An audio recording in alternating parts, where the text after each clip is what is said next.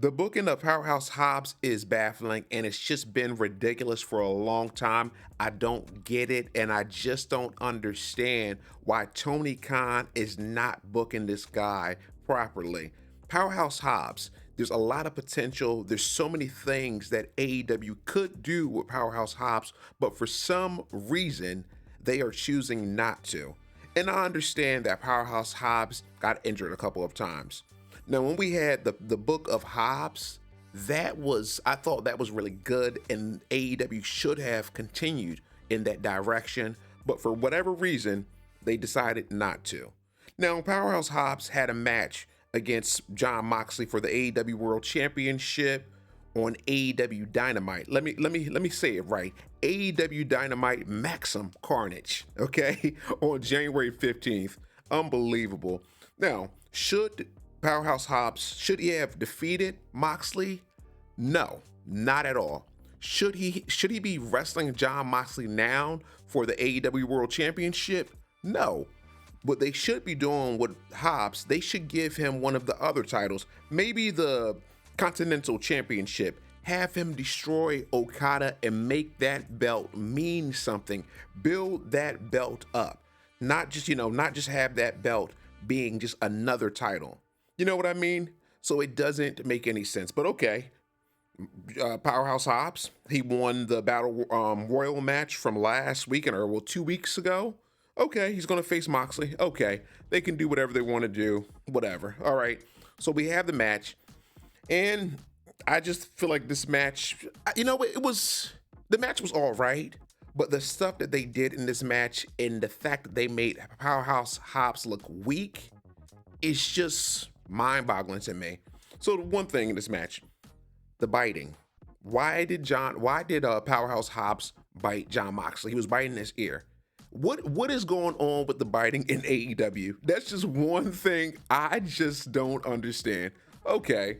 And then pretty much, in this match, Powerhouse Hobbs was dominating, and then Powerhouse Hobbs, Jon Moxley and Powerhouse Hobbs, they were going at it, and then Hobbs was outside of the ring, and then Mr. Willer Yuta, he hit Hobbs with a running knee. Okay, he gets back in the ring. Jon Moxley's trying to set him up for something, but then Hobbs hits him with a spine buster out of nowhere. And that was just ridiculous because what was the point of Willer Yuta hitting Hobbs with a running knee?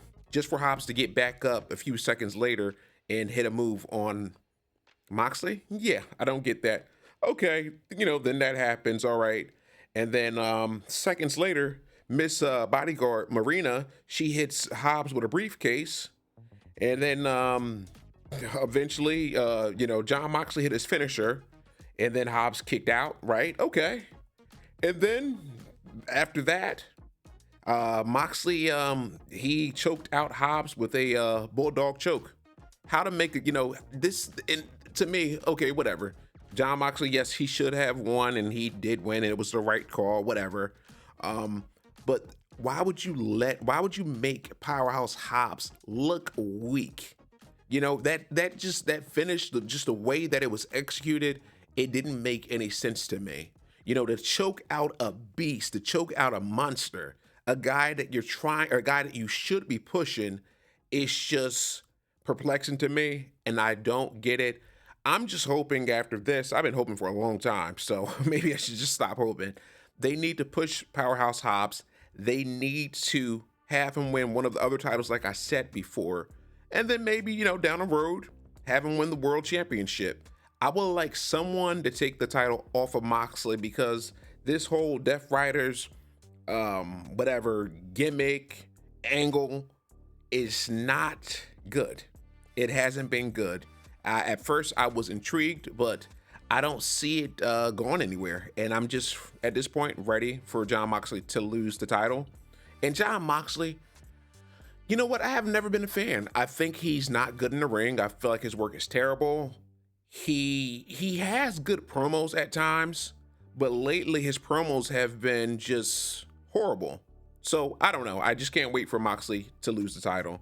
Also, Kenny Omega, he made his return. He had a match against Brian Cage, and this was a decent match. And the beginning of this match, Brian Cage, he dominated with power moves, but eventually Kenny Omega was able to make a comeback. And also at one point, Kenny Omega, he was doing some kind of move or some kind of flip, and he landed on his head. I was like, ah, man, that looks painful. But eventually, Kenny Omega was able to deliver the one wing angel, and he pinned Brian Cage for the 1-2-3.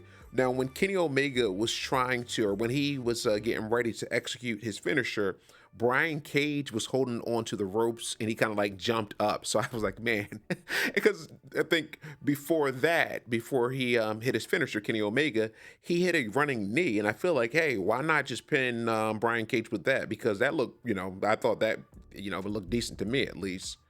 Now, after that match, we had the aftermath with Don Callis and his crew. They came out, they attacked Kenny Omega, but then Mr. Will Ospreay came out and he helped him. So that was that. And then Ricochet, he had his segment, Ricochet and Swerve. And I don't think that was a good segment at all. I'm trying to remember what happened. I think Ricochet came out and he was just standing in the ring.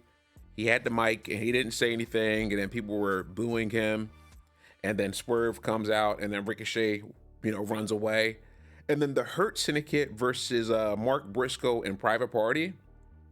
I must say, my goodness, the Private Party and Mark Briscoe, they got their tails beat. It was kind of funny. It was unbelievable. And the Hurt Syndicate, they defeated Private Party and Mark Briscoe. And I understand, I like the Hurt Syndicate, but they really made Mark Briscoe and Private Party look like punks. And I really want AEW to do something with Mark Briscoe because the guy is so talented. I feel like he could be, or he could have been, one of their top baby faces. But the booking, hey, I don't know what Tony Khan is thinking. And then that MJF and Jeff Jarrett promo.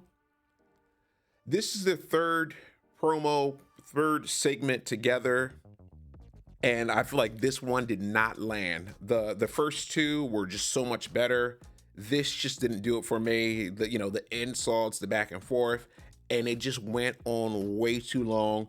And then Hook versus Christian Cage, that was a ridiculous match. I don't know what that was. I was like, when is this going to be over? And then it was a DQ. Why couldn't the match be like 4 minutes, okay, and then have the DQ? It went on way too long. At least it felt like it was a long match. And then Dustin Rhodes and Jeff Jarrett, there was a backstage segment, and Dustin Rhodes was just pretty much giving Jeff Jarrett words of encouragement. I'm like, all right.